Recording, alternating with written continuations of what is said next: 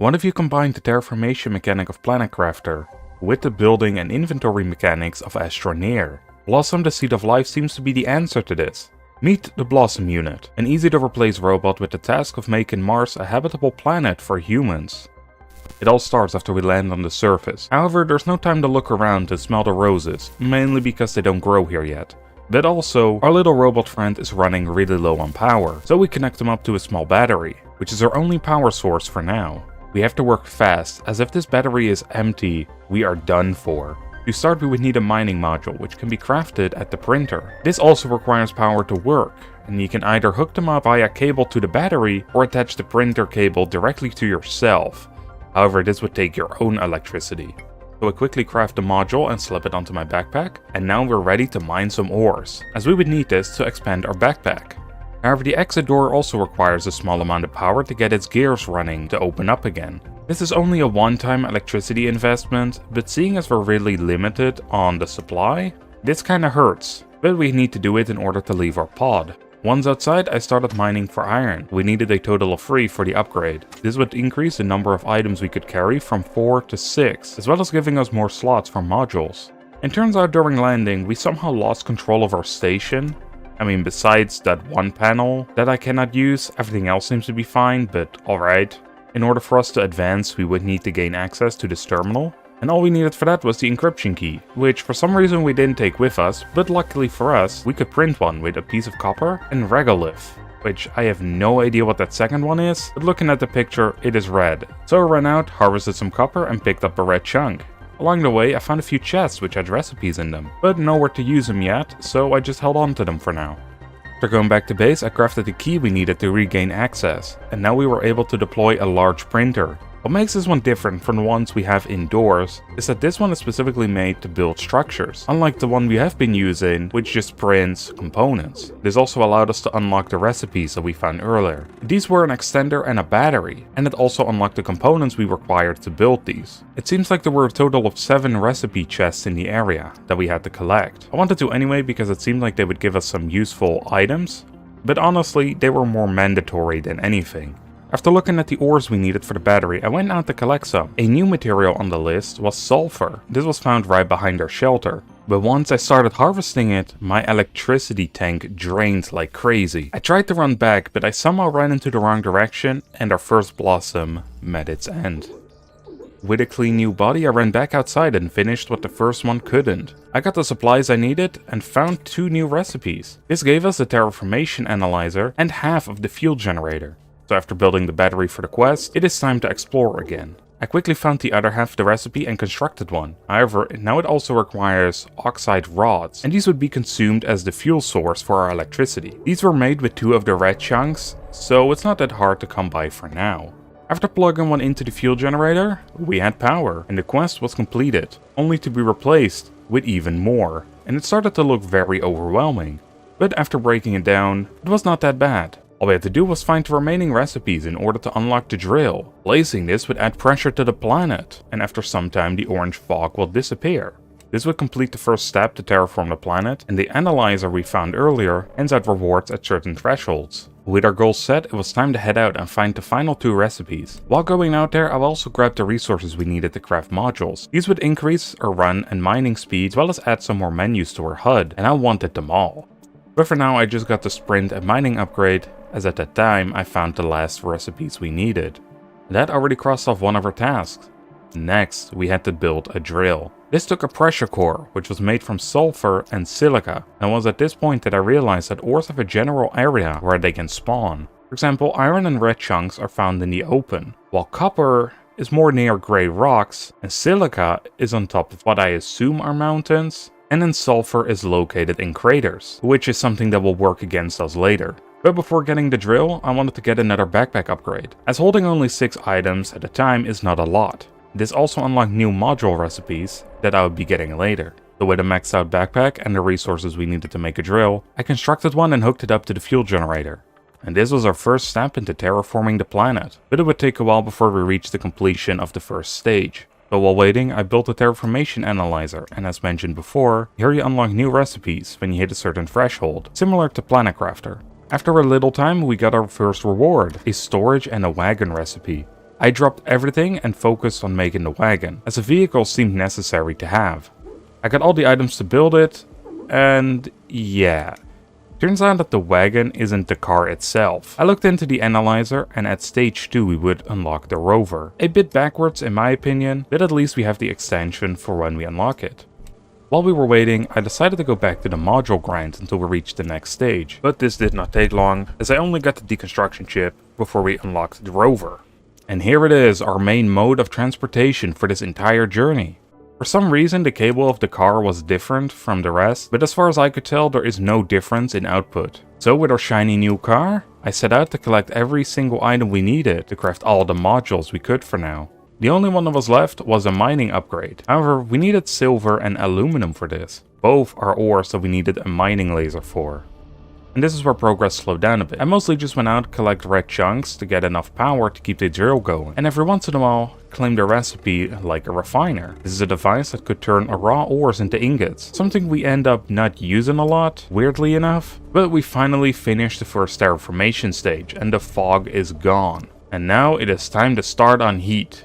Or at least that's what I thought. This next part took a few hours. To even build the launch station, we would need to advance 2 stages of pressure.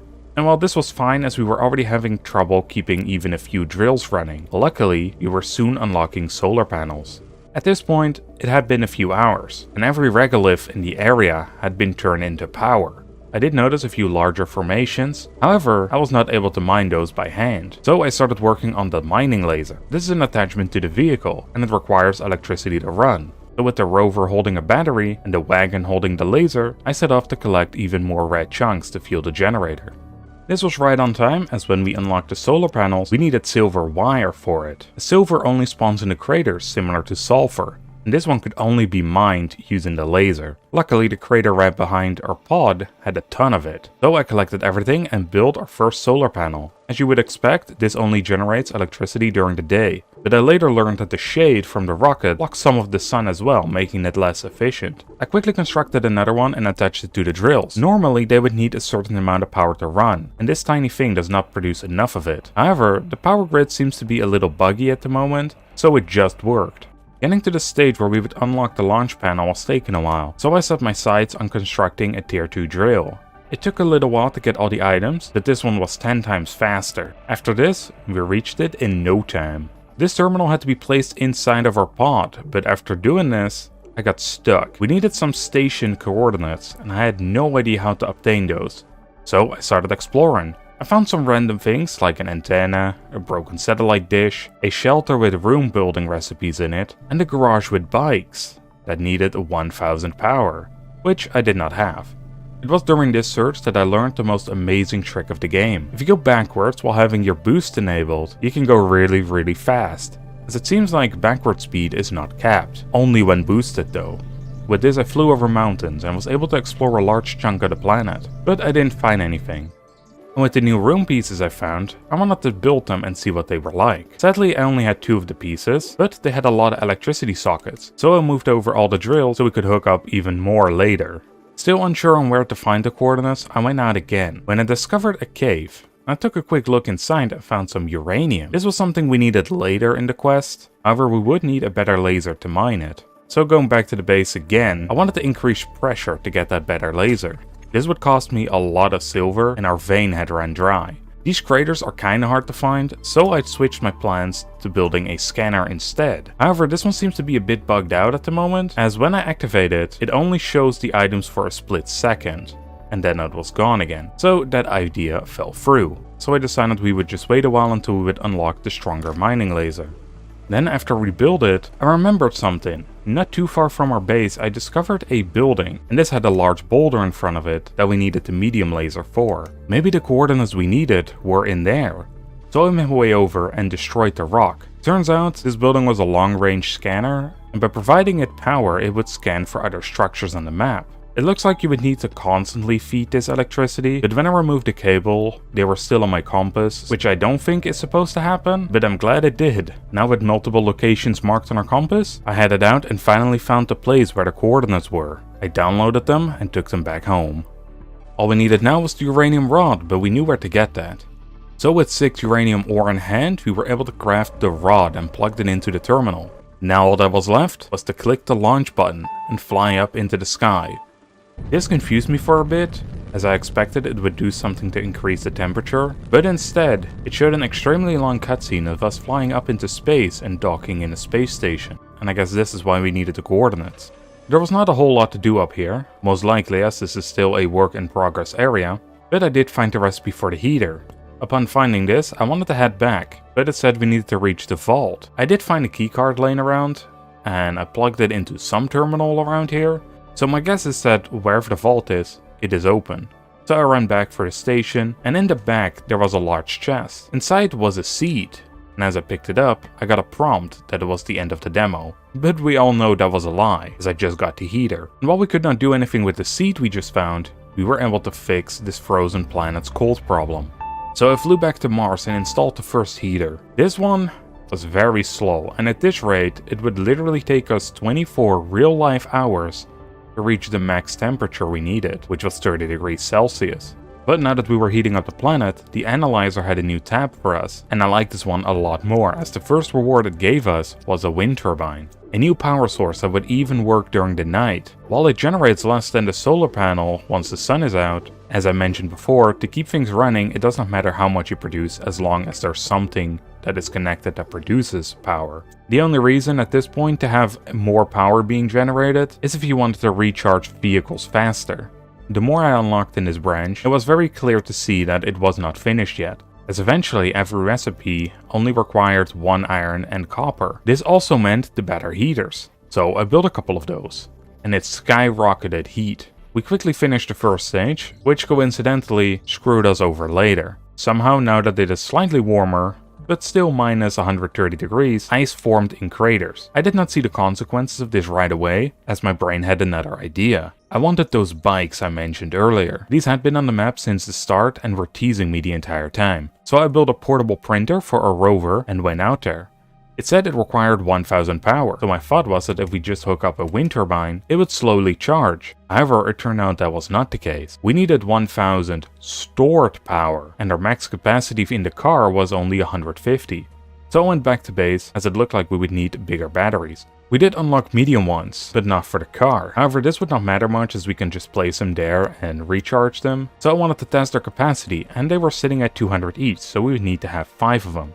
I did run into one issue though. Remember how I said the ice would be a problem? Well, that realization came in now. We needed sulfur to build batteries, but this was now buried under ice. Currently I was only able to make 3 of them, and even though we went up a stage in heat terraformation, it was not enough to melt the ice. For that, we would need to go up yet another stage. Luckily this was not as bad as it seemed, as each heater only cost some iron and copper. After reaching the lake stage, the ice finally melted and we could now mine sulfur once again. However, this was still a pain, because you move very slowly and you can barely see underwater. And right as I collected everything we needed for our batteries, we reached the final terraformation stage that is available in the playtest. But all that took a backseat as I rushed over to the bikes and built the last of the batteries. Now all we had to do was wait until they fill up with power. So I went back on the base to check up on a few things. Even though we finished the terraformation, the analyzer would still give us recipes for pressure. I was debating on getting them all. However, the last upgrade needed 10 times of what we currently have, and I already spent about 10 hours on it, so waiting another 100 did not sound like a good time. I did just unlock a new drill, and I was hoping that if the recipe was not that crazy to get, then I might do it. But it needed a lot of supplies, including a lot of sulfur, which I was not looking forward to getting. Not only that, but gold is rather hard to find as well, so I decided to leave it here for now. Especially since there wouldn't be any use for us to unlock the rest of the recipes during this playtest. I would rather do that during the game's release. Some time elapsed and I headed back to the garage, where finally we were able to open the door. And these bikes look so cool. It also handled better and goes faster, unless you count the infinite backward speed glitch. These were so fun to drive around with. It was pretty sad that this was the final thing we unlocked. So to end it off, I took my new bike and drove into the dark clouds that border the map. And that was my journey in the playtest for Blossom, the Seed of Life. I think this game has a lot of potential, but it definitely needs some balance tweaking. However, for the love of God, keep the backward speed glitch intact, as it is a lot of fun to use. But with all that, I hope you enjoyed, and see you all next time.